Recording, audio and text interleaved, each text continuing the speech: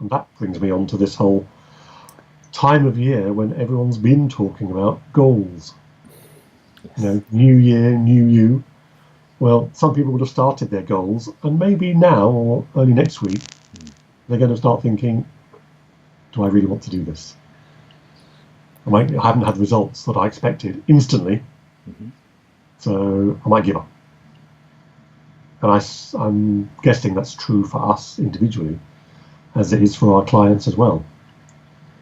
So there's how do we motivate ourselves to go through that kind of brick wall time, and how do we then motivate our clients to prepare them for that, to make sure those goals are reasonable and achievable and worthwhile, and that we can move through those changes and actually go on to the next February, March, April and achieve our goals. Yes. Like by this time of year, often the resolutions are quite firmly in the bottom of the waste paper basket, aren't they? So, like we've got the best of intentions, and then. Yeah. So have you got some ideas of how we might sustain that? Like when we run out that initial burst of New Year energy. I think the first thing is to recognise what else is around. Have you had a sudden shock? Maybe someone's lost their job, or there is a sudden change. Whether the continuing arguments about Brexit are bringing people down, whether the Donald Trump presidency has suddenly shocked people. Just be aware of what else might be vying for your attention. Once you've looked at that and addressed whatever that might be, then it's about what was the goal originally for?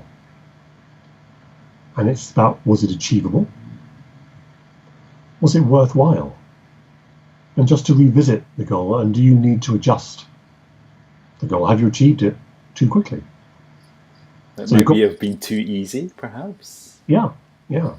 And therefore it's about saying, okay, let's look at that and let's see whether we need to restate what the goal is. Do we need to reshape it? What have we learned in the 2 or 3 weeks that we've been perhaps going to the gym, or changing our nutrition, or just doing a different habit?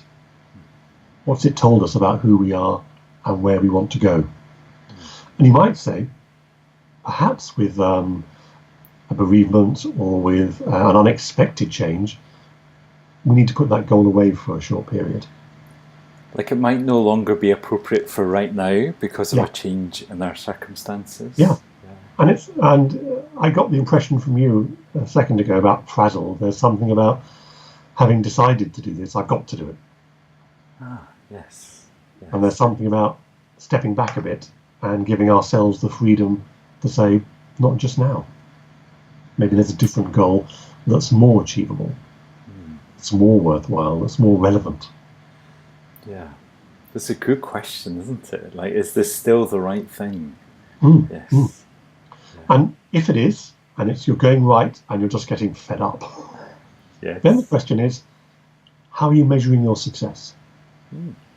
Are you expecting the change too soon? Are you not really measuring anything? So you start off on a goal and you don't know quite where you are. So it can be useful to go back and say, okay, where did I start from? If it was learning something, if it was changing the nutrition, if it was losing weight or getting fitter. And what are the actual changes that I can measure, that I can see? Or other people tell me have happened in these last 3 or 4 weeks. Yes, like we might not see the shift, but someone else might. Yeah, absolutely. And then I guess it's being honest with ourselves and looking back over these last 3 or 4 weeks and saying, well, have we actually done what we said we'd do? Because, it's quite simple to say, oh, I'll do that tomorrow. I'll start tomorrow. Yes. Have you arrived at the 26th of January and tomorrow hasn't come yet? Tomorrow is tomorrow. Yes. Because perhaps you have been dealing with lots of other things. Yeah. Like maybe it just isn't the time and the space right now. Yeah. Yes. Well,